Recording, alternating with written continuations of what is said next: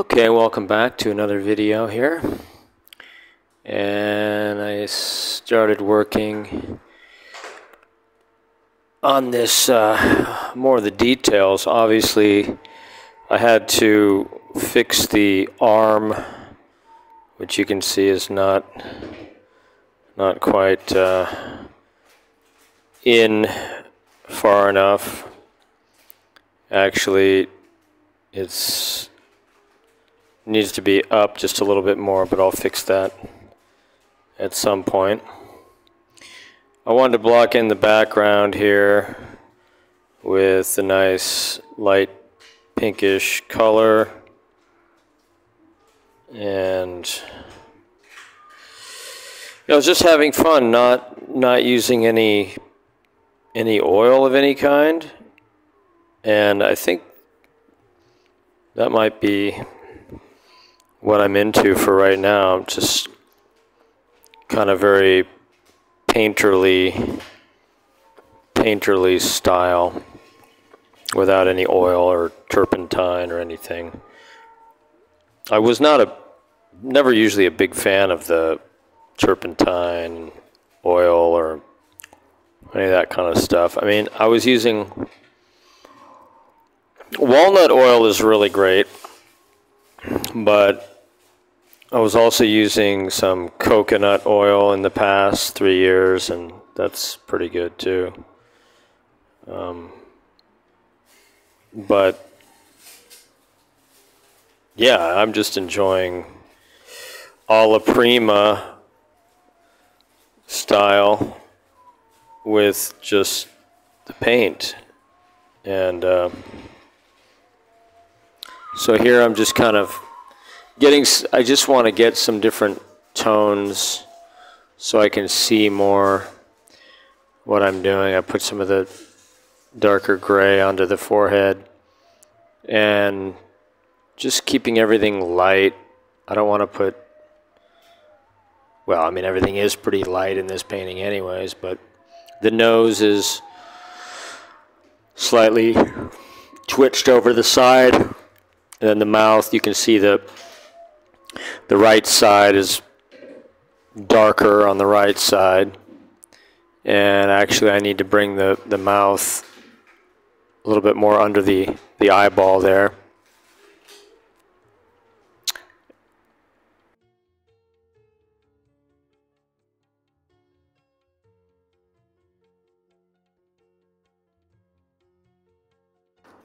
Okay, so in this section, I'm going to be reading a little bit because, well, I find it quite interesting to read about relationships and, you know, trying to understand what exactly is a soulmate. Or I've had a lot of ideas about soulmates, and I've kind of researched a lot about it in my past, and just some of the things that I've been going through lately. So I just thought I'd put a little bonus on the end of the video in case anybody's interested to learn more about that kind of stuff. But I'm going to read from this particular book. This is a book by John Gray, and he's also the guy, I think, that wrote Men Are From Mars, Women Are From Venus. Pretty sure that's the same guy. Chapter 1, The Honeymoon is Over.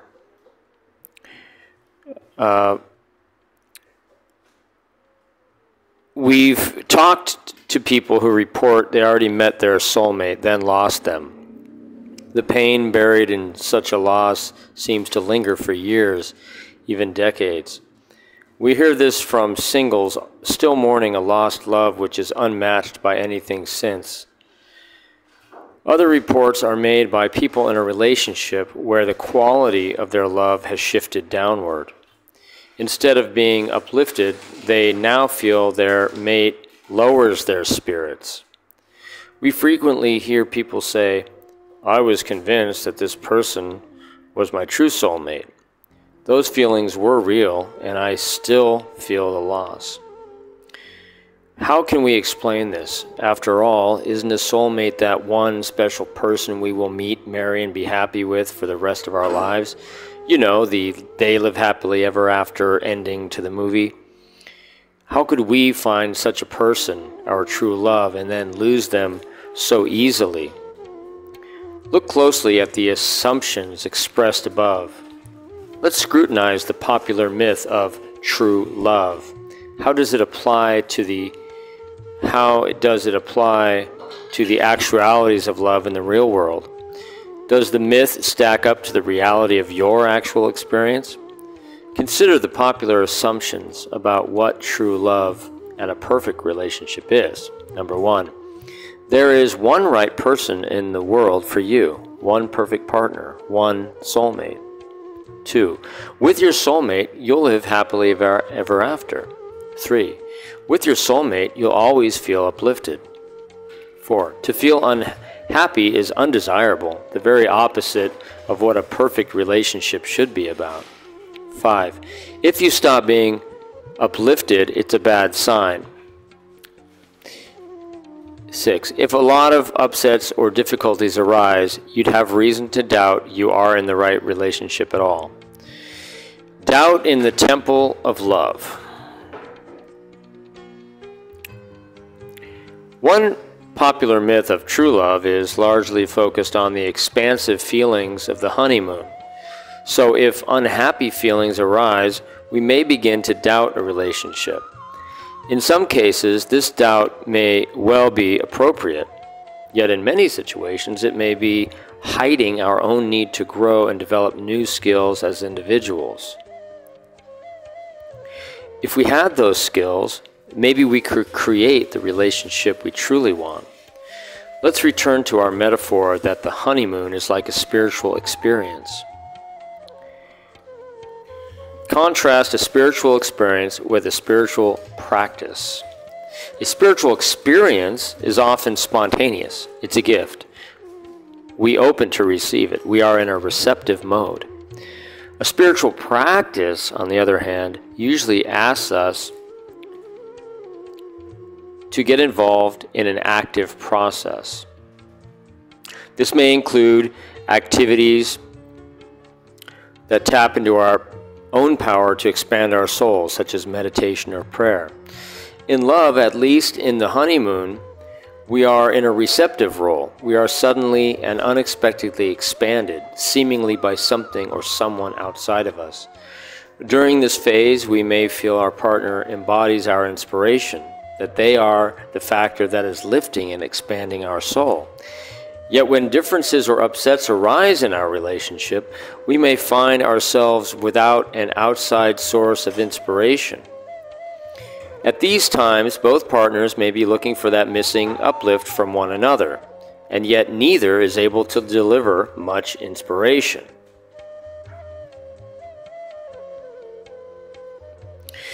This is the moment when a couple turns from the bliss of a honeymoon to the sadness of missing it. Disappointment sets in. Each may begin to resent the fact that their soul is no longer being uplifted and inspired by the other one. In writing a guidebook to a lasting relationship, we aim higher than offering tools to help a relationship merely persist through time.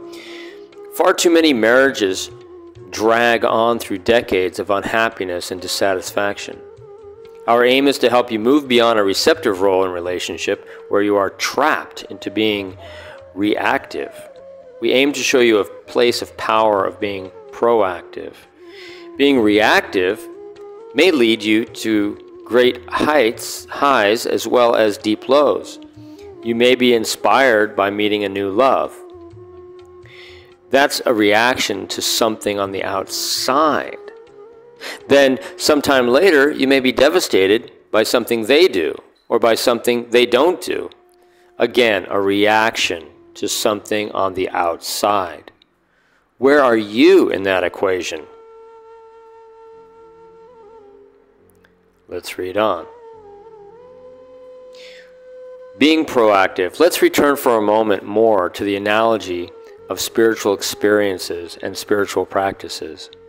Spiritual practices encourage us to take an active role in the evolution of our souls. While we can remain in a receptive role and occasionally have great spiritual experiences, we may not fully evolve ourselves if we never take an active part in our own growth. This means being proactive, showing up consciously. It is similar in love. At first, we coast along unconsciously in a purely receptive role. All we have to do is open to all those great spontaneous honeymoon feelings. But in the next phase of love, beyond the honeymoon, we are called upon to show up in a conscious, more proactive way. In love, we can't remain in the receptive role and hope to continually be uplifted. Something needs to shift.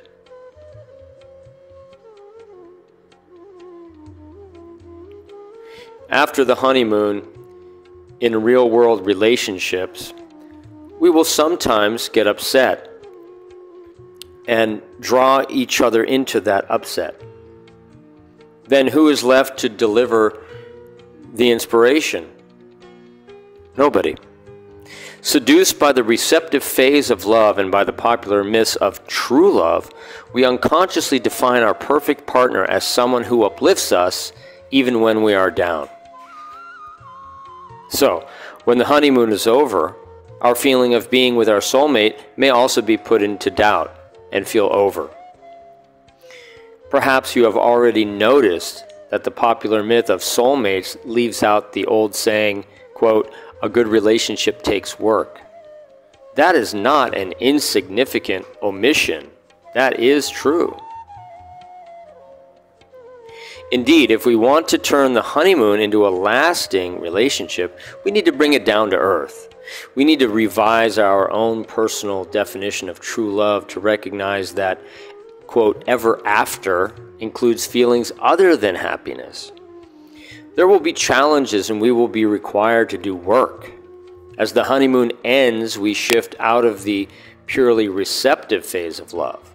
We enter the next phase, which asks us to be conscious, to proactively show up in a new way. Relationships are our greatest teacher. They tell us what we need to learn next in life to grow as individuals. We are called upon to expand our souls, heal our past wounds, and evolve as humans. Love is that which brings up our lesson plan.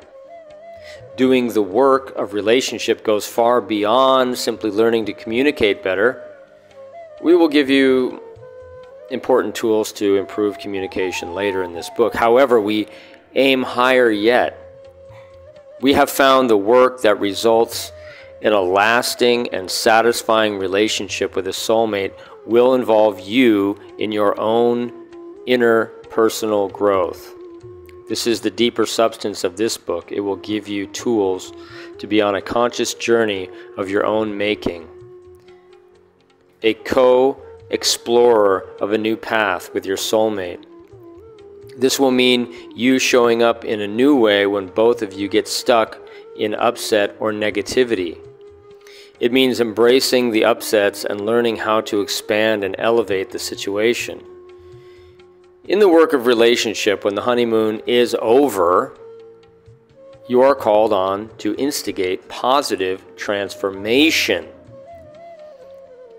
A big error for most couples. You are asked to co-create and take a new path with your partner. A new path with your partner. Each partner needs to come forward in times of challenge and expand to the occasion rather than closing down.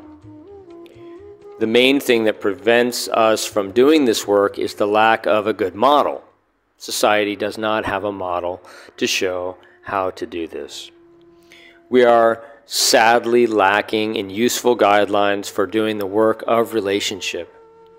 We have few understandings that lift us to transform, much less resolve our upsets and problems. Most of us were raised in families which did not model how to positively resolve the challenges in relationship. And this is me speaking. I think my parents were pretty good, a pretty good example. Now back to the book. We have seldom seen it done well, and may not even know a couple that can do it. On the contrary, we mostly see and talk about couples who are stuck in drama or unhappiness. We know couples who are doing a lot of work that does not work. Because of the abysmal state of love and relationship that runs through our society, I'll read that again. Because of the abysmal state of love and relationship that runs through our society, it is becoming clear that we need to learn to do a new kind of relationship work.